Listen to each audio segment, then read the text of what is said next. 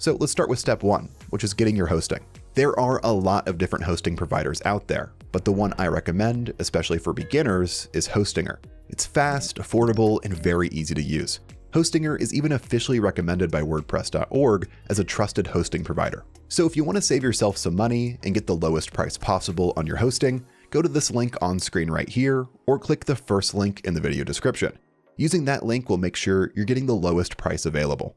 Go ahead and open that link in a new tab, and you should land on this page right here. At the top, you'll see the discount code has already been applied for you. And to choose your plan, just go down and click on Start Now. And then that's going to scroll you down to the plan options here. You'll see 3 different choices. You'll have Premium, Business, and Cloud Startup. I personally recommend going with the Business plan. It gives you plenty of resources for a very affordable price. It'll get you 50 gigabytes of NVMe storage and a free domain as well. That's going to be perfect for most WordPress websites. And if you ever need more or less later on, you can always upgrade or downgrade your plan. So for this video, I'll be going with the Business plan. So here I'll click on Choose Plan. And next we'll need to choose our billing term. By default, it's set to 48 months, which gives you the biggest savings, but you can also switch this from 48 months to 24 months, 12-month, and 1-month plans as well. At a minimum, I'd recommend going with the 12-month plan. It still gives you plenty of savings and includes a free domain for the first year. So for this video, I'll go with the 12-month option. And just below that here, you can pick your domain name. Again, this is going to be free for the first year with your purchase. If you already know what you want, go ahead and type it into the search box here. I'll type in my domain name now. As you can see here, my domain name is available, and I would recommend trying to find a domain that ends in .com. With that done, I'll go ahead and select my domain name here. By default, the period will be set to 2 years. I'm going to go ahead and switch this to 1 year. And on the right side here, you can review everything that's in your cart. And once again, I'll confirm that the coupon code is applied. And again, if you use the first link in the video description, this coupon will be automatically activated. And with all of that set, let's click on Continue to move on. Now here, we'll need to sign up for a Hostinger account if you don't have one already. So enter your email address here and create a password. Once you're done, click on Register. Once you get to this page here, go ahead and enter your billing address and your payment information. I'll go ahead and do that now and fast forward whenever it's complete. I've gone ahead and filled out my billing information and my payment information. With that done, I'm going to click on Submit Payment to move on. From here, click on Get Started. Then from there, you'll be brought to Hostinger's onboarding setup. So at this point, we've finished step 1 and step 2. We've got our web hosting set up and we've secured a domain name. Next up is step 3. Let's go ahead and install WordPress.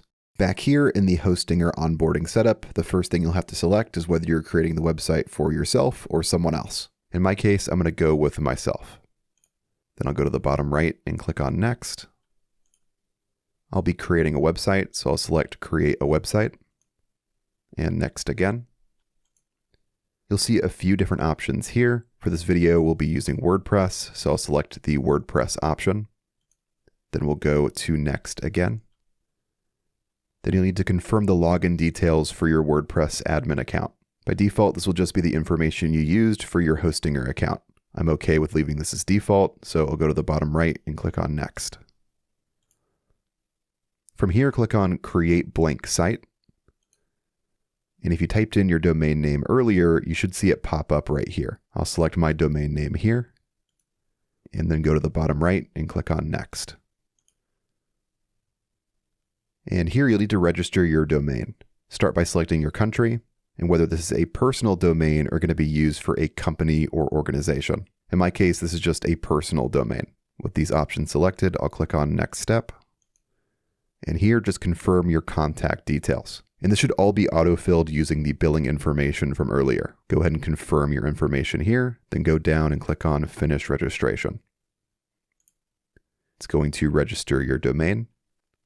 Then you may get a verification code sent to your phone number. I'll enter my code here and click on Verify. And with that done, your domain name has now been registered. Next, you'll need to choose your data center. By default, this should be the closest one to your location. But if you have a specific target audience, you'll want to choose a data center closer to them. You can open up the drop down here and choose a different data center if you want to, but in my case, I'm just going to leave this as default. Go to the bottom right and click on Next. And now WordPress is going to be installed. This can take a few minutes, so I'm going to fast forward to whenever it's complete. And once WordPress is done installing, you'll be brought to your Hostinger WordPress dashboard. The first thing you'll notice here is that your domain may need an email verification to be fully registered. If you see that notification on your WordPress dashboard, go ahead and check your email address that you used to sign up for Hostinger with, and look for this email titled Verify Your Email Address to Use Your Domain. Open up that email, and it should look something like this. All you have to do is go down and click on Verify Email. I'll go ahead and click on Confirm. And now your email is verified, so you can begin using your domain. And now if I switch back over to my Hostinger WordPress dashboard, you'll see the domain now says active. So everything is good to go.